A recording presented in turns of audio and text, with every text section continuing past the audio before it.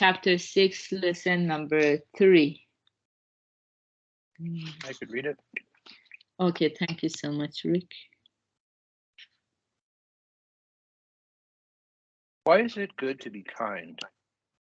Happiness is born in the space between self and others. From childhood, we have been taught at home and in school to be kind to others and to be gentle. And I think it is indeed important and a good thing to be kind and gentle in our dealings with others. Yet, if asked why it is good to be kind, we find it difficult to explain. And even though we feel it to be good, if we don't understand the reason for it, it's easy to think, being kind is troublesome and tiring. I'll just worry about myself. Then we go back to our natural self centered ways. Being kind and considerate toward others not only helps them in their lives, but also helps you live in a happy, honest way. It's a means of planting the seeds of happiness, Shakyamuni Buddha teaches us. I once saw a news program that brought this home to me. It said that in Japan, as many as 40% of those who have been released from prison come back as reoffenders. This is a serious social problem, and it exists in the United States as well. In the US, when the authorities introduced a certain program to prison inmates, the rate of reoffending fell dramatically. There are even prisons where no one has reoffended in 15 years after its introduction, it is said.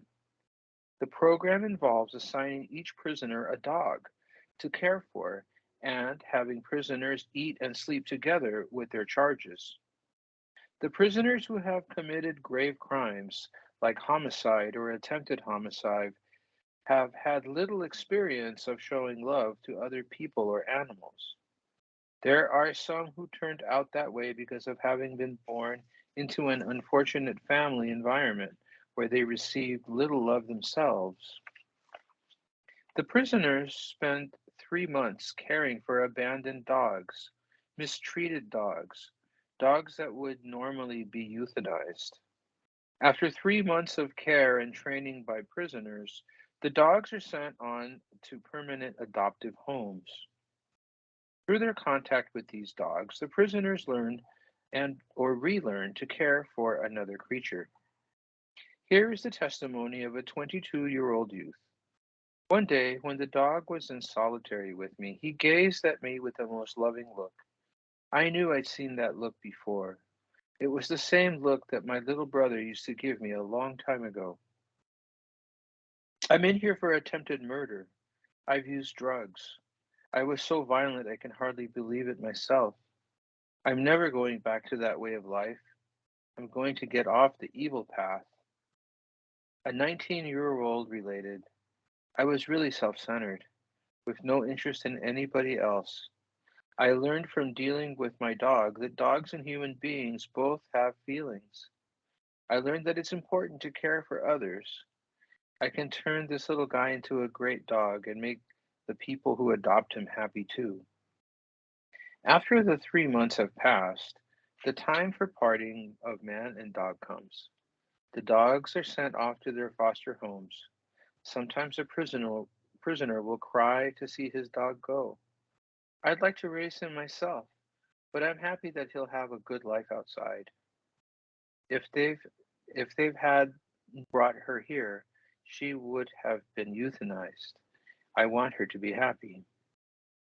All traces of their former evil have vanished from the prisoners' faces as they hold back their tears and send dogs off with hopes for their future happiness. They all speak of their desire to return to normal society after becoming people who can be of service to others.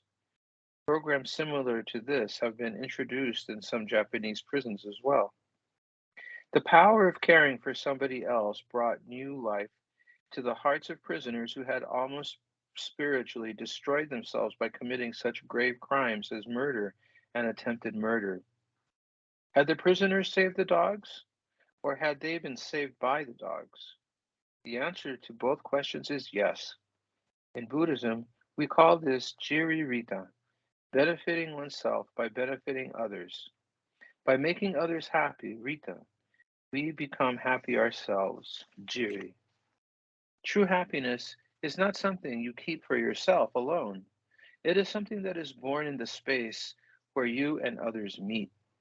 Consideration for others, the spirit of giving, becomes the source of power that enables us to live honestly and well. There is an old Japanese saying, sympathy for others does not benefit them alone. The sense is that kindness, sympathy, circles back to return to the one who extended it. Hence, it is not for the benefit of others alone, but also benefits you. And the little cartoon has the two little animals saying, making other people happy makes me happy. Benefiting oneself by benefiting others. So the story today points out the importance of making effort in the right direction, in the positive direction, and having that come back to you. The law of cause and effect, the great law of karma. If good is put out into the world, it will come back around to you. And we see this in the prisons with the prisoners taking care of the dogs. It takes a lot of energy to be so full of hurt, so full of hatred, to be violent and to be so self-abusive. And that energy is stored inside of us, and it just keeps inflicting suffering on us. But if we can detach ourselves from that pain that we put on ourselves and use that energy to do good for somebody else, it takes us out of our minds. It takes us out of our suffering, and it transforms our positive deeds into less suffering for us.